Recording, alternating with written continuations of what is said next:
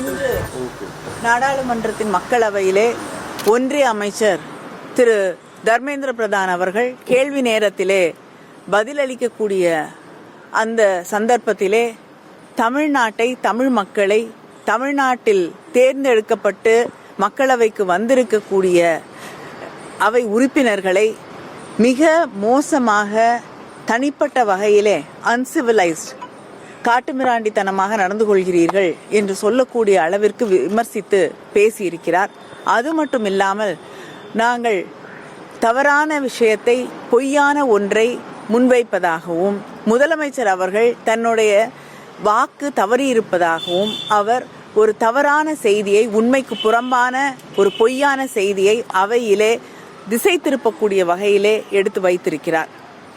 முதலில் தமிழ்நாட்டை, தமிழ் மக்களை, தமிழ் மக்களால் தேர்ந்தெடுக்கப்பட்டிருக்கக்கூடிய பிரதிநிதிகளை, தமிழ் மக்களின் நியாயமான கோரிக்கையை அவையிலே கேள்வியாக கேட்டதற்கு அவர் புண்படுத்தக்கூடிய வகையிலே, கொச்சைப்படுத்தக்கூடிய வகையிலே பேசி இருப்பது கண்டிக்கத்தக்கது.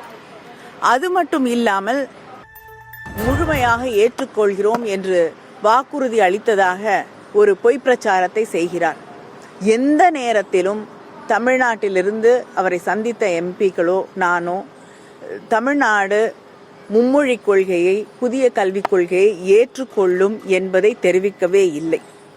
அதை தாண்டி முதல்வர் இதை ஏற்றுக்கொண்டதாக இன்னொரு கருத்தை அவர் முன்வைத்திருக்கிறார்.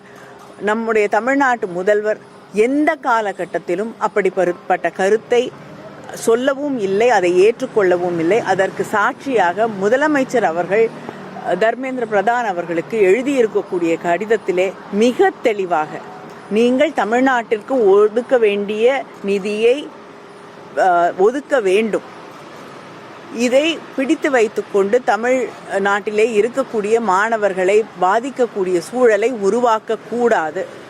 அது மட்டும் இல்லாமல், எங்களால் மும்மொழி கொள்கையையோ இல்லை என்றால் புதிய கல்விக் கொள்கையை முழுமையாக ஏற்றுக்கொள்வது என்பது இயலாத ஒன்று, ஏற்றுக்கொள்ள மாட்டோம் என்பதை தெளிவாக தன்னுடைய கடிதத்திலே முதலமைச்சர் அவர்கள் தெரிவித்திருக்கிறார்கள். அப்படிப்பட்ட சூழ்நிலையிலே அவையிலே தவறான ஒரு விஷயத்தை உண்மை போல அமைச்சர் சொல்லியிருப்பது மிகவும் வருந்தத்தக்கது, கண்டிக்கத்தக்கது. அவையிலே இருக்கக்கூடிய ஸ்பீக்கர் அவர்கள் நியாயமாக எதிர்க்கட்சிகளின் கருத்துக்களுக்கு செவிமடுக்காமல் அமைச்சருக்கு மட்டுமே அனுமதி அளிப்பது என்பது வருந்தத்தக்க ஒன்றாக இருக்கிறது. அது மட்டும், இன்னும் ஒன்றை சொல்ல விரும்புகிறேன். இது நமக்கு SSA ஃபண்ட்ஸ் வழியாக வர வேண்டிய அந்த 2000 கோடி என்பது பட்ஜெட்ரி அலோகேஷன். அது மட்டும் இல்லாமல், கல்விங்கிறது பொதுப்பட்டியலில் இருக்கக்கூடிய ஒன்று.